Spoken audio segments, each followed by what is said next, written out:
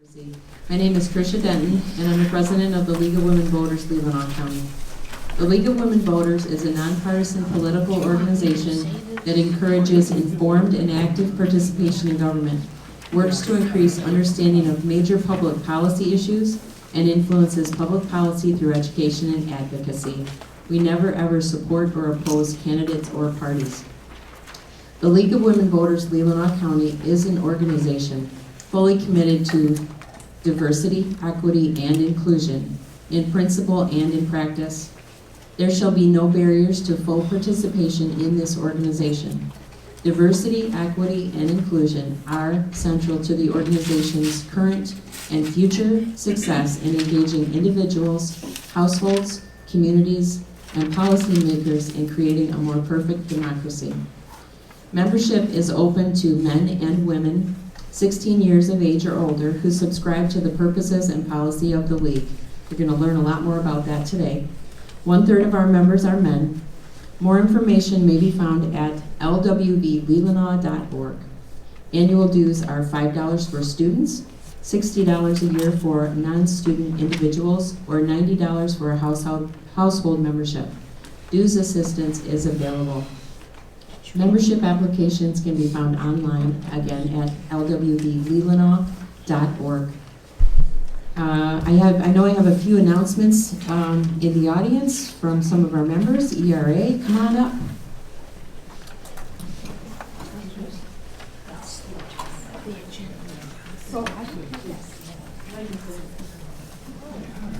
Good afternoon.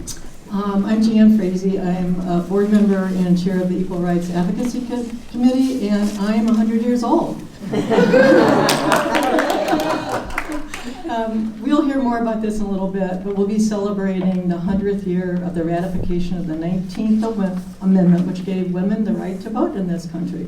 So when I give my little spiel in a little bit, I'll tell you more about that. But right now, I want to circulate a couple of things to the audience while our speakers are talking. One is, if you're interested in carpooling for the Women's March in Traverse City, which is January 18th, it begins at 1 o'clock outside or inside the Workshop Brewery, which is right behind Indigo Hotel. So I have carpooling sheets from Northport, Leland, Suttons Bay. So just be sure that we get these back at the end of the meeting. So I'll send one on this side, one on this. Then in March, our forum will be a revisiting of a forum in 19, which was We Will Meet Again. And we are asking anybody that would love to share a story about a pivotal woman in her life that's made a difference. So please do that. And it can be telling a story, a poem. You don't have to speak. If you want to bring an object and display it on one of the tables around the room, that would be lovely as well. We're just trying to get kind of a head count of how many people might want to present that day. If you wish to speak, we're asking people to try to limit their speaking time to about 3 minutes so we can give everybody an opportunity. And if you just are so moved that day, we'll have room for spontaneity at the end if there's time. So, but if you know right now that you'd like to present that day, please sign this. And Ann Rogers, our wonderful costume designer, who's the other suffragist back in the back, is circulating information about how to make a costume like this. And she says that the announcement that next month she'll have a handout for men. So you fellas, and we want you too. And she'll have some guidelines for you as well. So that's it. See you in a little bit. Thanks, Jan. Any other members have announcements for the good of us here? Uh-oh, there, it's back. Okay.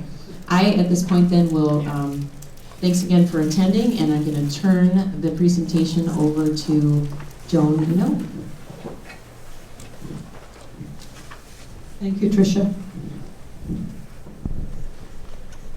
And Happy New Year to everyone. While Sue's getting into the next PowerPoint, today's the 8th of January, and Jan can tell you why this is a very important day in the Virginia Assembly.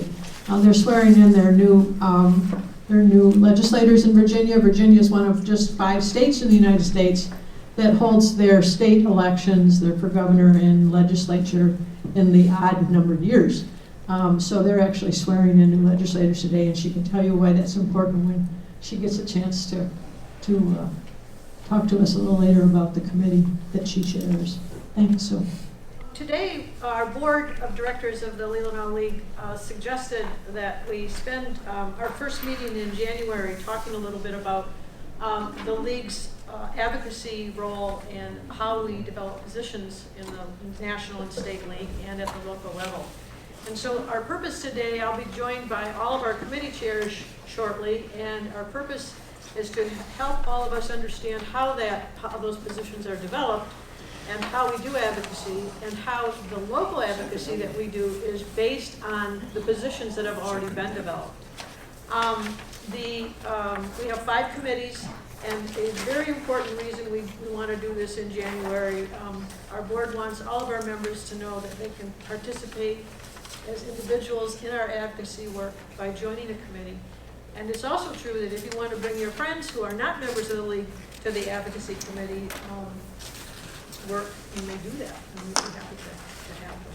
So When we joined the National League, the State League, and our local league. And I wanted everyone to know that there are 2 really great websites, both the national website and the state website.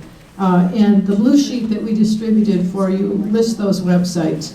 I thought you might be interested to know that we do celebrate the 100th year of the National League, the U.S. League of Women Voters anniversary this year. That was founded in 1920 in Chicago, and our first president was Carrie Chapman Catt. There are now more than 700 leagues in the United States, 400,000 members across the United States. Our headquarters is in Washington, D.C. Our president is Chris Carson, and our next biennial convention is this June in D.C. We also have, of course, our state league. It was founded in 1919, a year before the National League in Grand Rapids. We have 4,000 members plus and partners here in the state of Michigan.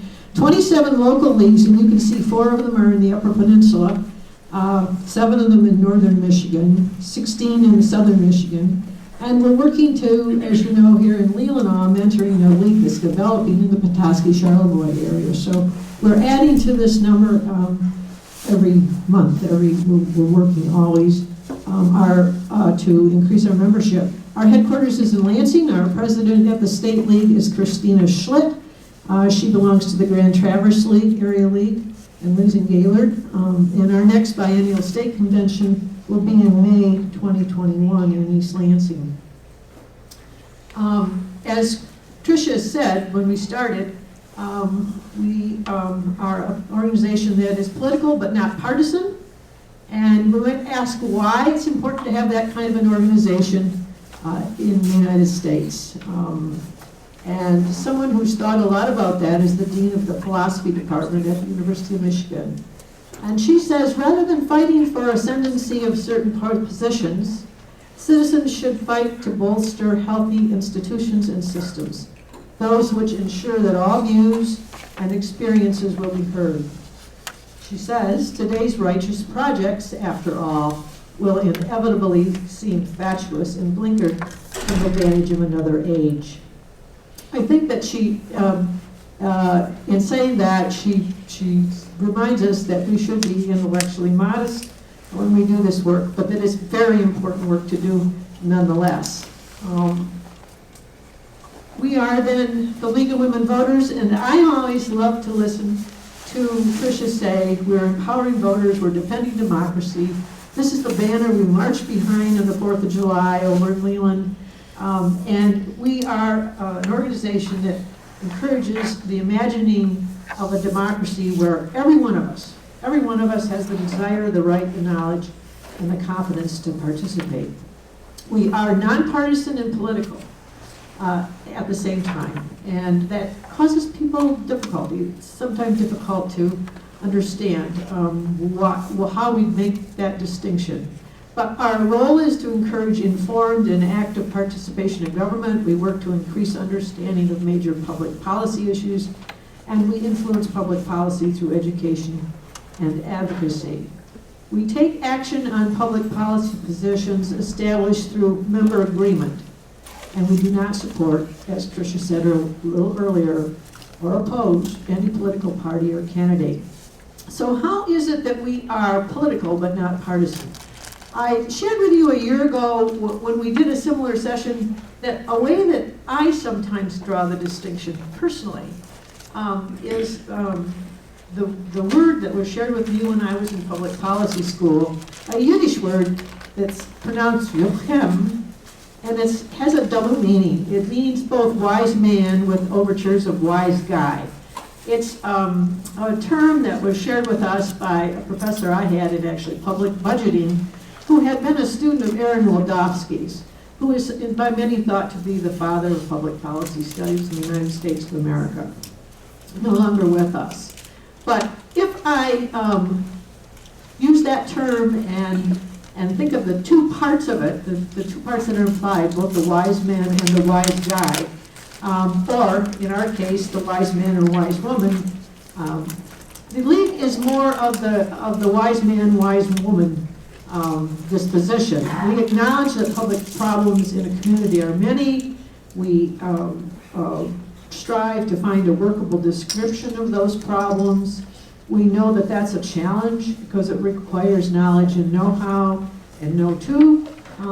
We look for resources to ameliorate a public problem, and we always know they're limited in competition with other important problems. And we promote solutions, or at least better practices, to address problems that are varied and they evolve over time. So a wise man or a wise woman's mission is difficult because it acknowledges uncertainty, it values questions, and despite that difficulty, we seek for goals that would improve our community. The wise guy or the sassy woman, which we are not, is more political, is typically a member of a partisan political party, espouses an explicit political philosophy, uses that philosophy as a lens through which to see the problems in our communities, and advocates solutions only if they align with their particular partisan set of ideas. They tend to declare, those who are in political parties first, declare a side, and then they use clever wit and focused energy and strategic and tactical maneuvers to guarantee their side wins. Both of these stances are extremely important in a democracy, both of them. And our stance as a league, here as a member of the league, as being political but not partisan, is really a matter of emphasis, attitude, and disposition. It's the role of questions that count and what counts as evidence in our philosophy. We stay focused on the public problems and the policy, and we are comfortable as a group kind of muddling through with workable models, including many points of view in the policy conversation. There's a time for that in our democracy and in our political discourse. And of course, there's also a time for political action. We, in the league, acknowledge, and we notice that, over history in the United States, there's a song that's been sung to organize mine workers, to organize civil rights marchers in the 60s, and it's now been sung to advocate for the Green New Deal. Which side are you on? You can probably remember its words and think of its lyric. I will not try to sing it for you. But we in the league acknowledge that, certainly. We're interested at the same time in a deeper understanding of both sides. We focus on public problems that cause citizens to take sides. We're determined to provide a space where the sides can have a conversation about possible solutions. We want spaces in communities where freedom can sit down to achieve the consensus that's necessary to advance and implement good public policy. Over the past 60 years, the League of Women Voters across the United States has advanced public policy positions, and for many people, those look like sides have been taken or are being taken. Each position, it's important to understand, has been developed through study and consensus, a 2-year process at the state, national, or local level. And we do use those policy positions to advocate. So, the policy positions of all of the organizations, all 4,000 of them across the United States of America that call themselves local leagues, are written and published in a book every 2 years that's called Impact on Issues. This is the impact on issues for this coming 2 year, until we get to convention again, and in which case it may be updated. I'll pass around a couple of them so you can see how our public positions are published. And these are the documents that we drew on, those of us who are presenting today, to share with you how the local work we do in advocacy is based on these positions or on a few state positions. But there are a lot of positions published at the national level, and all of them have been through the consensus decision-making process. They tend to fall into 4 categories at the national level. There are 17 different positions on representative government. There are 5 in international relations, 9 of them on natural resources, and 24 of them concerning social policy. In Michigan, we also have a set of positions that have been developed this way over roughly a 2-year study and consensus decision-making process. 4 of them that concern government. Oh, and I should mention too that we may be adding a 5th state position in government, because there's a group of us working on a lame duck position that we'll present to convention in East Lansing in 2021. So we're doing that research now. We're meeting on conference calls over the next 1.5 years now. We've been at it about a half year. There are 5 state positions in natural resources and 7 in social policy. These are not published in book form, but they are online on the website that is on the blue sheet, noted on the blue sheet that you have a copy of. The process that's used to formulate a position is lengthy, it's extensive. Some people think it's a little stodgy, a little too slow, but it has the advantage of, I think, allowing all of us to spend some time reading research, both pro and con, on particular public problems, and coming to consensus with among all of our members statewide. So, for example, when the lame duck research is finished, we'll be writing it up, we'll be sharing it with the state board, we'll develop consensus questions, and then those questions and the documents and the research will be sent to all 4,000 members of the state of Michigan at the local level, and we'll spend time at the local level deciding where we stand on lame duck legislatures. There are 8 of them that have no limits in the United States of America, Michigan's being one, and we'll have to decide as we look at that research whether we think that's a good idea or whether we think we need some limits on the way our legislature works after the election in November. But the position on the State League website, there's a great PowerPoint actually that Marion Kronkowski developed and presented at convention a year ago, just a year ago, a little less than a year ago. All the steps of a study are mentioned there. And I'm going to go through these slides very quickly, but I would like to convey the notion that this is a thoughtful process. It looks at pros and cons. We don't start with a notion of how we're going to end up. They are actually open questions. I myself am learning a lot about lame ducks and research. And one of the things I'm learning is that it's a relatively recent phenomenon. There's quite a bit of political science research about what are called log jams in legislatures. It goes back about 40, 50 years. But the partisan nature of those log jams is pretty recent phenomenon. So there's a long study process before you reach a position. And at the point you reach a position on the issue, the state board reports it to the convention. And once a position is drafted, it can be used for advocacy at the local level, at the state level, in the case of the lame duck. Or we use the national positions at the local and state level as well. So they're all developed by study committees, adopted by consensus decision-making. And when we have them developed, we can use them for advocacy. This is the definition of advocacy that the state board in Michigan adopted in December of 2017.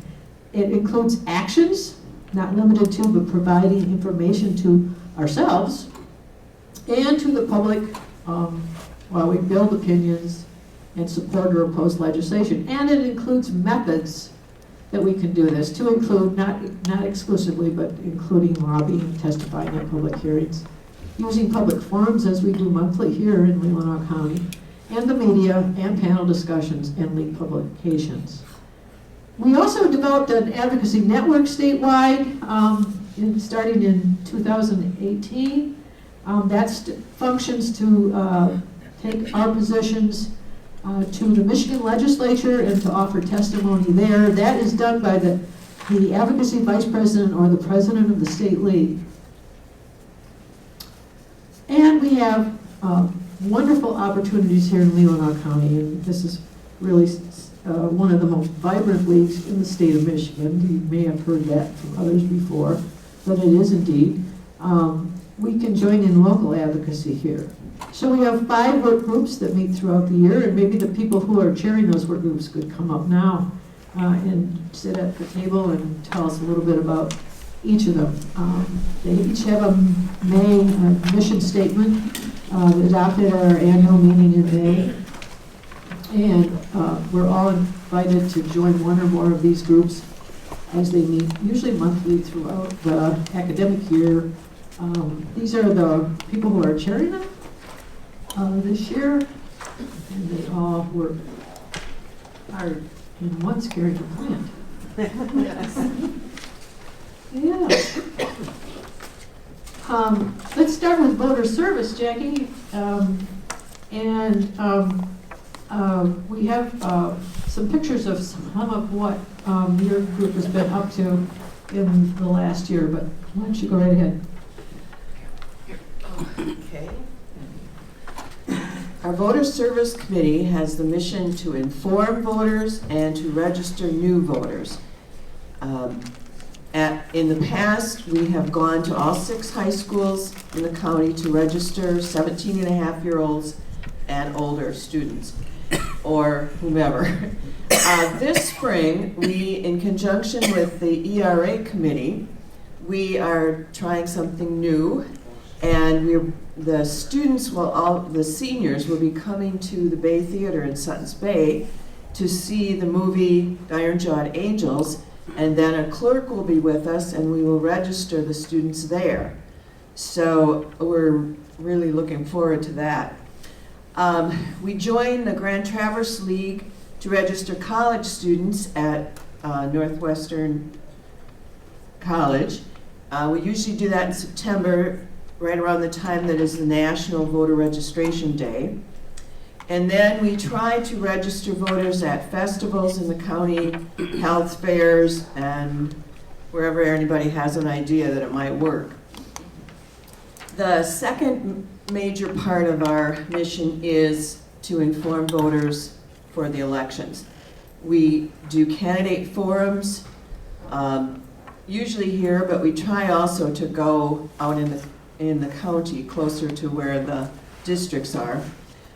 We give information on candidates and issues. And we invite county commissioners, other county elected officials, state legislature candidates, judges, school boards, and village council members at times to speak and to answer questions from the audience at our forums. We try to co-sponsor, we usually do, a forum for the congressional district with the Grand Traverse League.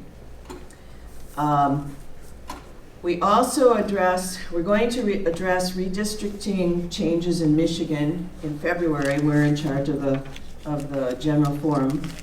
And then the census, and then in June, we're going to work on voting rights with the league and the changes in the new laws. And we do more and different things, but these are the main things we do. I'll just mention that all of the work that voter service does is based on a Michigan policy position or a U.S. policy position.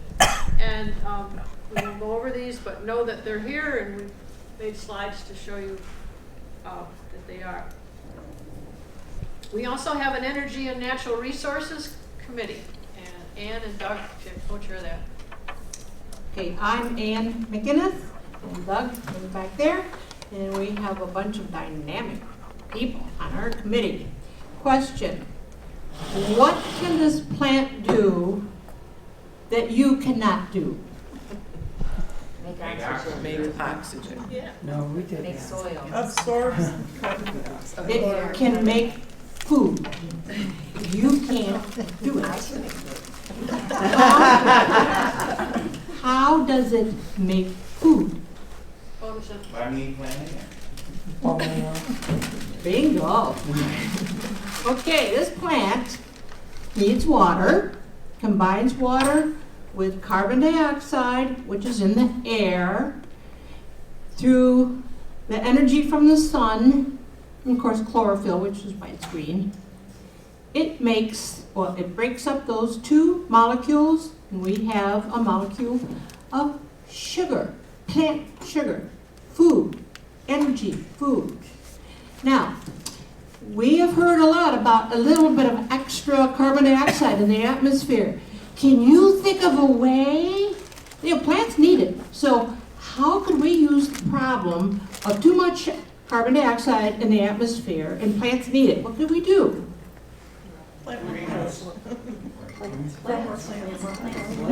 More plants.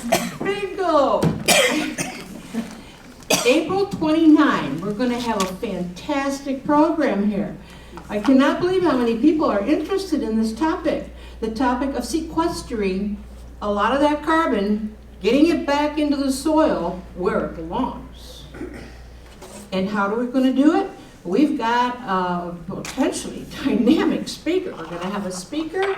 We're going to have a lot of community organizations and farmers who are now doing aspects of that very thing. We have a movie we're going to show. We're going to have some lightning talks by those people who are going to be invited to participate, and of course the speaker. And it's the topic you may have heard about. We haven't come up with the right name quite yet, but it's related to regenerative energy. Or, in other words, we're using the soil, the plants in the soil, to put the carbon back in the soil where it belongs. Of course, the plant uses some of it. We use some of it, but there's a lot we need to get back in the soil. Now, why would we do that? Because we're in trouble, big trouble. And one of the very things that we're working on, among other things in the natural resource net, our committee, the Energy and Natural Resources, a variety of topics, climate change being a biggie. That's kind of the mother of all topics. And we're working on that from everywhere we can think of, from not only carbon emissions, eliminating, trying to downgrade some of the carbon emissions, but pulling what's up there already out, because we're in trouble. Okay, so what else are we doing? We're doing more than we are able to do. Because if you notice my list here,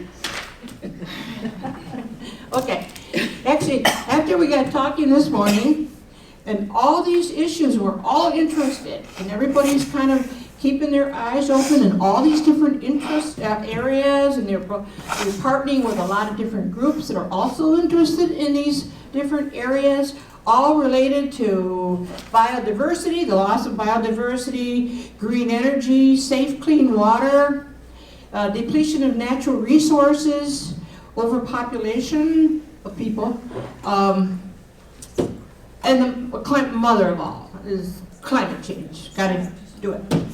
And we began thinking, God, this is getting so much. We need another form that we can come up with, and we're going to call that, why do we care? Why do we care about all the beauty here? Why? And we're going to come up with a way of getting people involved with art and music and cultural activities. We haven't fleshed this out, we just came up with it. Something that's a counter to all that we hear every single day. We need to have a downer, something wonderful, because we're in a wonderful location. And we want to keep it that way. And so our study committee, we're involved with education of ourselves, education with the community, and advocacy. In any way we can come up with to try to promote the activities that we feel are really important. And if you want to know what our position statement is, we of course have the ones from our county. We have the ones from the Michigan state, the state of Michigan, the national ones. We have our local one too. I think that's on the website too. Anyway, Thank you, Ann. lots to do. Yes. We can use all your help. Thank you. Sue. Sue chairs the Early Childhood Needs and Services Committee, and they have done remarkable work this last year. Well, as in all committees, our committee really developed out of a perceived need within our community to really make some changes. And individual committee members, I think, arrived at this conclusion and decided that we were better as a group and had more influence as a group, certainly connected to the league, than as individuals out in the community doing education and advocating. So we really were formed about maybe 6 or 7 years ago as a result of a perceived need in the community for more support for our young families and their children. And the support involves not only being available to our families and making sure that families saw our county as the kind of county they would want to settle in and raise their families in, but also support for individual children who may need more education at a young age or have developmental needs, as simple as good care while their parents are working. And that has been an ongoing concern on the part of a lot of people in our county. We have a lot of working parents whose children don't have available, affordable, quality child care available to them. So these kinds of issues brought our committee members together, and as anybody who lived in the county this past year knows, we were busy educating and advocating our community to pass the early childhood millage that successfully passed in November. So that was a real focus of our efforts, and we're going to continue to be involved in making sure that the implementation is what everybody hopes it will be, and that is programming to really meet the needs of our families and have these needs addressed for all the families who are requesting them in our county. One other area that has really involved a lot of our time and effort over the last 3 years is our interest in making some positive changes at the local and then the state level for our young children.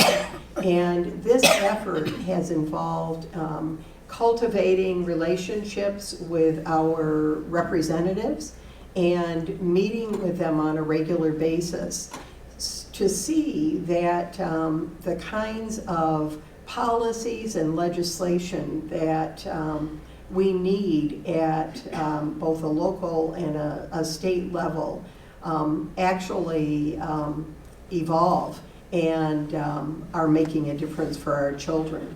So several, actually 5 or 6 of our committee members have been meeting with our state representatives to try to influence their thinking on public policy related to early childhood. And I think we're making very incremental changes in their thinking, and evidence of this was an article that appeared in Bridge Magazine this morning about some changes in funding for a four-year-old kindergarten program. There actually is more money now earmarked for second year of kindergarten for children throughout the state. And while there have been no major announcements yet at the state level, it really looks like this change is moving forward in a bipartisan way. And we had heard that at least one of our legislators was behind it. And I'm hopeful that we had some influence on his thinking in supporting this. So it's that kind of advocacy, and it starts with education and sharing information with not only our friends and neighbors and family, but all of those who can make a difference in our policies at local and state level. And then it really leads to regular advocacy. So we are always welcoming new people on our committee, and if you're interested in meeting, we're meeting yet this week on Friday afternoon. So we have lots of work to be done, even though I think we're feeling pretty good about what's happened so far in our community. Thank you. Thank you, Sue. These are positions that committee uses, that have been developed by consensus and study. And Christy. Is our position going to be up there? Oh, yes. Okay, I won't read it. You can see by reading our position what we're about. Our task force currently has 10 members, and our job is to keep abreast of what is happening in the arena of farm labor and immigration at every level, federal, state, and local. At the federal level, in 2019, our members followed legislation in the areas of immigration, food stamp program and Medicaid changes, the public charge regulation, changes to the Deferred Action for Childhood Arrivals, or DACA program, and the H-2A visa program. At the state level, we followed progress on the reintroduction of a bill to extend driver's licenses for undocumented immigrants, the proposed Local Government Sanctuary Policy Prohibition Act, the Civil Rights Expansion Package, and state minimum wage and piece rate for farm workers. Locally, besides doing a forum once a year, which we have one coming up April 1st, we monitor ICE raids and deportations, attend Justice for Our Neighbors events, follow alerts from the Michigan Immigrant Rights Center, and attend monthly meetings of the Northwest Michigan Migrant Resource Council. Periodically, we ask local experts to meet with us, such as Ginger Bardenhagen, who is with the Michigan Department of Agriculture as a migrant labor housing inspector, and also B. Cruz, who works for the Sutton Space School as their English as Second Language migrant specialist. We also sent a representative to Ypsilanti to attend the Michigan Association for Infant Mental Health Conference in May. Their policy luncheon, which was sponsored by our league, was entitled Immigration Advocacy, What You Need to Know and What You Can Do to Help. Also in May, we toured a local migrant housing camp. We are always looking for more members who have an interest in our cause. And our next meeting actually is Tuesday, coming up next week, here in room 1 at the government building.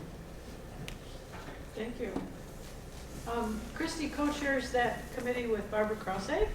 Barbara Crosby right in the back. Yes. Barbara. She's here. And I think all of us know, perhaps in the room, but the state of Michigan League of Women Voters position on migrant issues, migrant immigration issues, was developed here by this promoted and started here, initiated here by the Leelanau League. And lastly, we have an Equal Rights and Advocacy Committee that meets, and Jan Frazee is its chair. Hello again. Equal Rights Advocacy Committee is short for ERA, so it has dual meaning, and ERA is the Equal Rights Amendment. Our goal in this committee is to, and our priority is to support the ratification of the Equal Rights Amendment in the unratified states and to promote equal justice under the law for all people and to continue to build collaboration among supporting organizations. Now, how many of you think the Equal Rights Amendment has been ratified and is the law of the land? Anybody here? Good, because it's not. We're very close. The Equal Rights Amendment is a simple statement. Equality of rights under the law shall not be abridged by the United States or any state on the account of sex. It seems pretty simple. Michigan is a ratified state, and we became so in 1972. And for the Equal Rights Amendment to become a constitutional amendment, 3/4 of the states in the United States must ratify it. That's 38 states. Fortunately, we're getting very close. We have 37, with Nevada and Illinois ratifying in just the last couple of years. And as Joan alluded to earlier, Virginia is proposed to be the 38th state. They flipped both houses and their governorship in this last election, and it was defeated last go-around by 1 vote. And they feel they have enough votes now because everything's flipped to ratify it. So we're hoping, maybe even as soon as this week, that they'll become the 38th state. Now, with that said, the legal fight has just begun. Just this, in the last week or so, 3 states, Alabama, Louisiana, and South Dakota their attorney generals have put out legislation to say it's illegal, da-da-da, put it on hold, And as of yesterday, the legal team for Equal Means Equal, Camila Lopez's organization, has filed other suits to say that the timeline, the ratification is legal and should go forward. So stay tuned, folks. It's going to be a fight. But once it is ratified, regardless of how long it takes to be ratified, it does not actually go into effect for 2 years from the ratification. So even in best case scenario, if it happened this January, we're 2 years out before it would become part of the U.S. Constitution.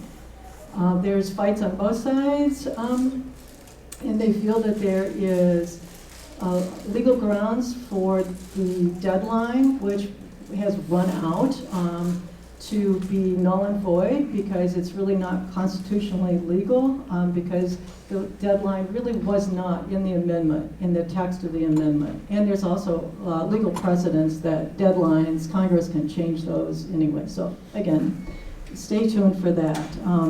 There are 2 bills moving, hopefully, in the U.S. Senate and the House of Representatives to remove the deadline. And if you would be so kind as to contact your representative and ask them to support SJ resolution, that's the Senate Resolution 6, and in the House of Representatives, SJ 79, which removes the deadline. So hopefully there would not be a legal fight if they would just do that. So we'll see. So actually our committee, the League of Michigan does not have a position specifically on the Equal Rights Amendment. The U.S. does, and you can find information about that in the beautiful blue purple book that Joan passed around. If you want to read about the impact statements that the U.S. League of Women Voters has put forth. You can find that on page 8, 68, and 71 and 72. Our ERA committee was formed back in 2017 after some of us were inspired by seeing the movie Equal Means Equal that Camila Lopez produced. She's been one of the leaders on the forefront of fighting this fight to have ratification of the ERA happen in our lifetime. We've been very active.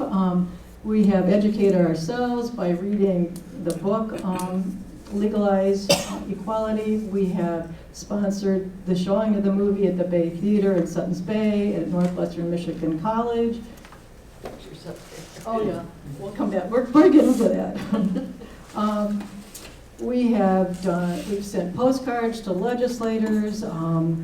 We have had community forums in March 2 years ago where we showed the newest version of Equal Means Equal, Legalize Equality, the 30-minute video. We, in 2018, took a draft resolution to the League of Women Voters US, which we presented at the convention, to ask them to make the ratification of the ERA once again a priority at the national level. And that started in our little committee, worked its way all the way through, and we presented it there, and it was passed unanimously, which was huge. It was very powerful. It was very powerful. We were able to present a caucus there on the Equal Rights Amendment. So we did a lot, and then we were able to hear Elaine Weiss, our speaker who we had last year at our annual meeting. Elaine Weiss wrote the book, The Women's Hour. She inspired us. And quickly, in 2019, we were busy. We attended the Women's March in Traverse City, which we're hopefully going to do again this year. We hosted the Women's History Month, and we showed the film We Shall Meet Again, The Fight for Women's Rights. In May, myself and Laura Callow, who's 92 years old, who's a veteran ERA activist, we presented an ERA caucus at the biennial State League of Women Voters Michigan Convention. And in May, we hosted Elaine Weiss as our speaker for our annual meeting. And she was able to do a book signing and tour the county and fell in love with Northern Michigan and all of us. July 4th, we dressed like this.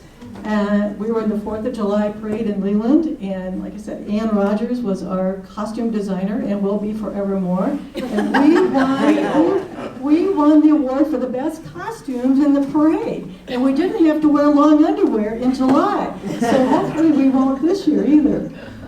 This year's shaping up to be really busy and really fun. I mean, Ann, your committee sounds fun. I mean, I'm not dissing anybody else's, but we're pretty darn fun too. I mean, where do you get to dress up, take on a different personality, and be out there with your friends?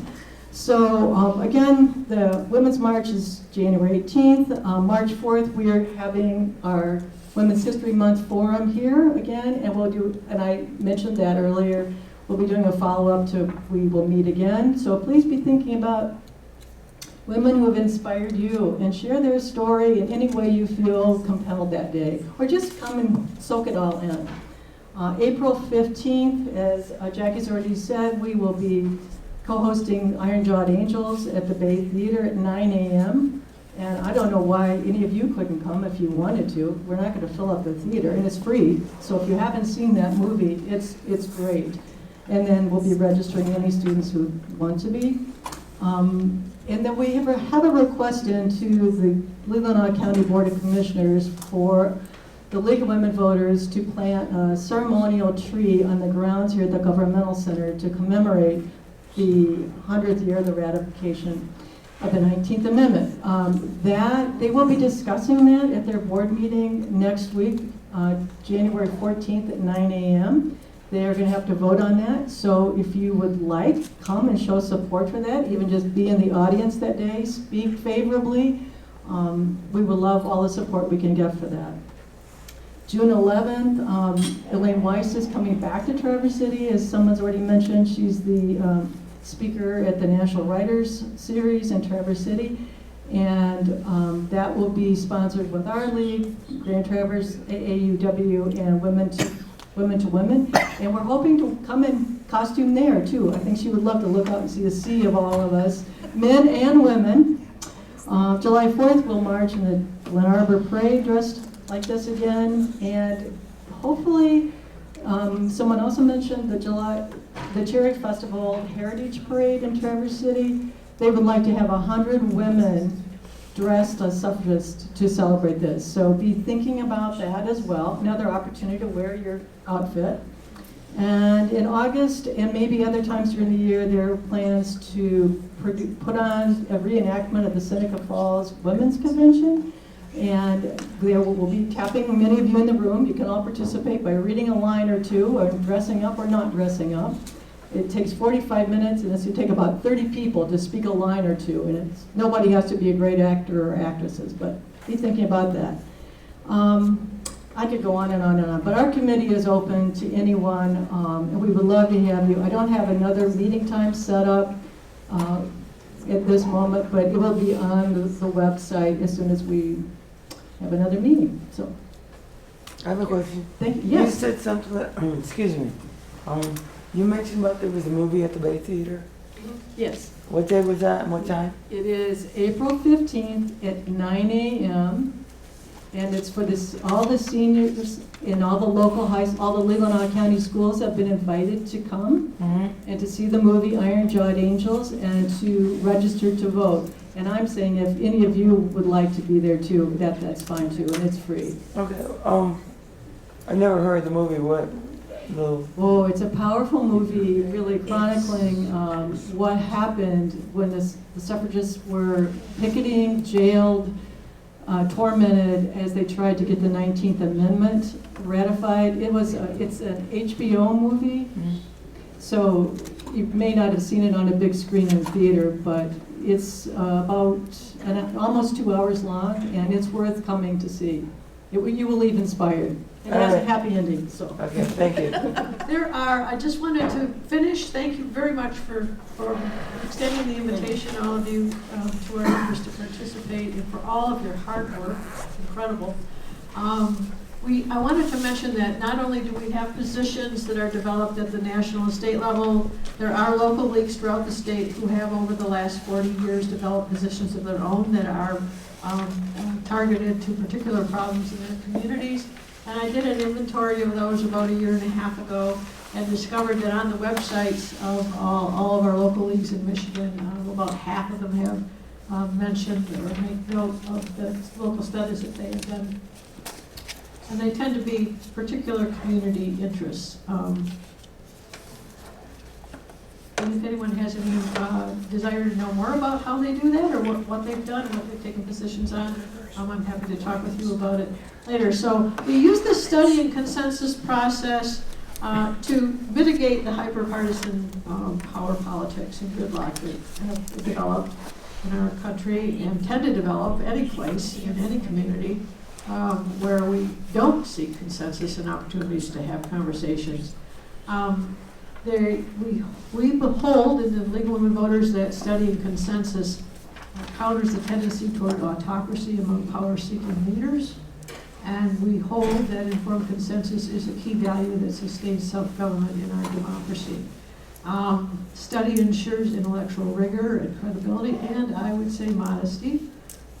Study increases our knowledge, our know-how, our know-to, and it makes us better able to be stewards of our democracy when we make testimony before the community. We have said several times in this league and elsewhere across the state that advocacy is really an art, and it rests upon affection, first of all. Affection for your community, for issues, for problem solving. It depends very much on relationships with decision makers and tenacity. And I wanted to read something to you that I came across last week as I read a beautiful book by a Leelanau County author, Kathleen Stocking. She said, almost 40 years have gone by since I started writing about the Leelanau Peninsula. A lot has transpired. Brigadoon, a mythical land of happy people living behind a veil of mist, which is how I described Leelanau County in a piece for the Detroit Free Press magazine in 1979, is not Brigadoon anymore. There have been a lot of changes, many of them for the better. If you live long enough in a small, remote place, you can see a population grow and change over the successive generations. I think I can see the outlines of Leelanau, of a distinct culture emerging on the Leelanau Peninsula.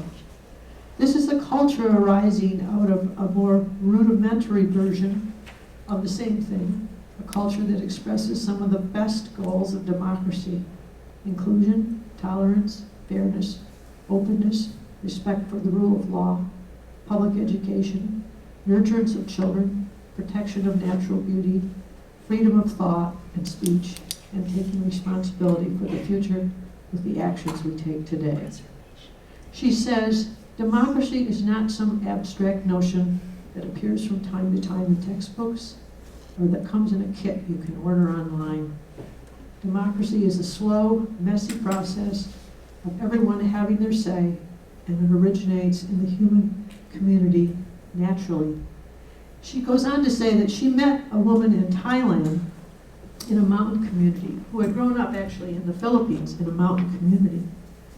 And that woman told her that when people in her town in the Philippines or village in the Philippines needed to talk, they gathered at what they called the firefly tree, which was a tree at the edge of their village where the fireflies like to hang out. And the people would just drift toward that tree until most of the people had come together, and there everybody would have their say about whatever it was that was on their mind. And she argues that democracy in this way is innate in the genome. It's the essence of being a human. It's what undergirds strong, caring, creative people in the communities. And she says good things can happen when intelligent people are educated and feel totally free to talk to each other and share ideas anywhere and anytime. She says at the end of this description, if you want to see a democracy in action, go to America's Leelanau Peninsula. Out of the people's sense of connection to others and their taking care of their children and their land has been created over time a culture of people looking out for each other, working for the common good. This is the very definition of democracy, liberty, fraternity, and equality. From The Place of the Gathering Light, Leelanau Pieces by Kathleen Stocking, published this last year. Thank you for joining us, and we'll be happy to answer questions. We're very, very fortunate to be here in this county, and we're very fortunate to be part of this league and to have this good work to do. And we're just happy to be able to do that with each other.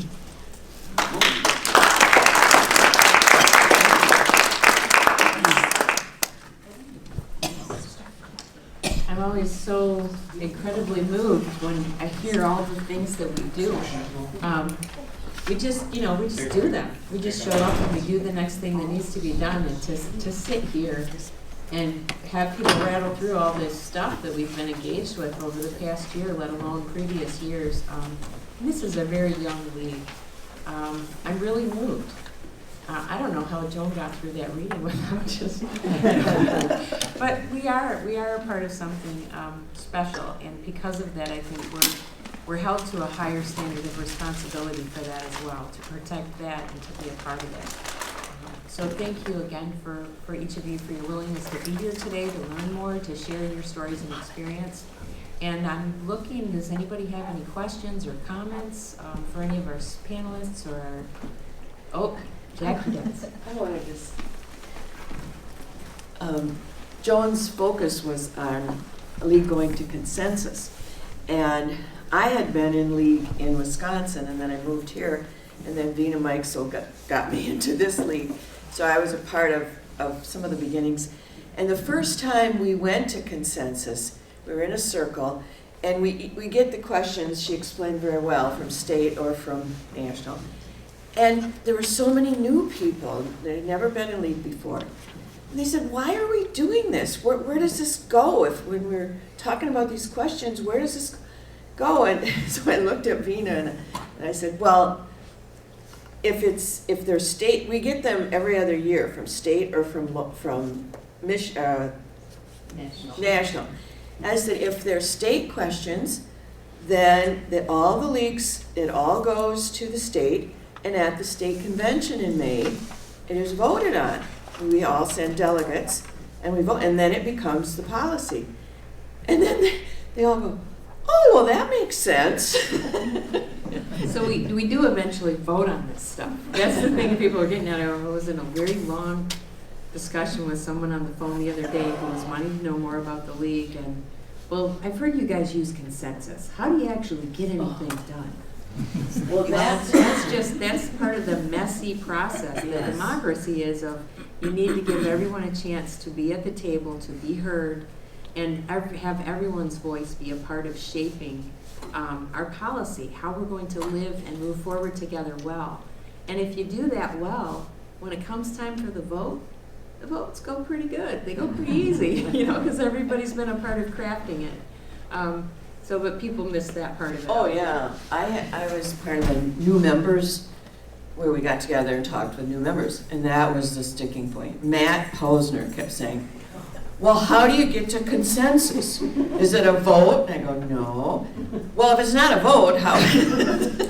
No, it's like a vote, but it's not a vote. It's kind of like you go around, and is anybody violently opposed to it, or is anybody, and you try to get consensus.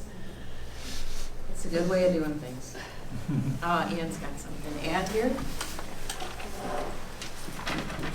Beside making food for you and everyone else, make plants, make something else for you.